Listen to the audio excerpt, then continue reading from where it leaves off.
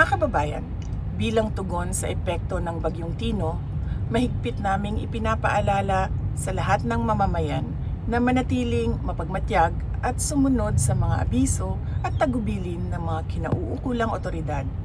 Ang kaligtasan at kapakanan ng bawat isa ang nananatiling pangunahing layunin sa panahong ito.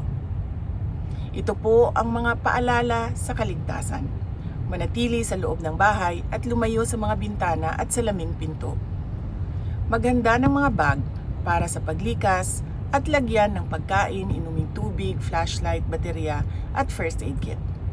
Tanggalin sa saksakan ang mga kagamitang dekuryente upang maiwasan ang power surge at posibleng makuryente.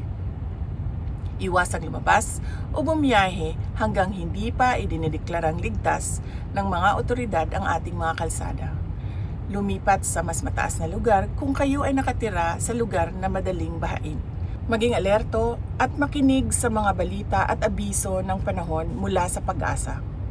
Tumulong sa mga bata, matatanda at mga taong may kapansanan.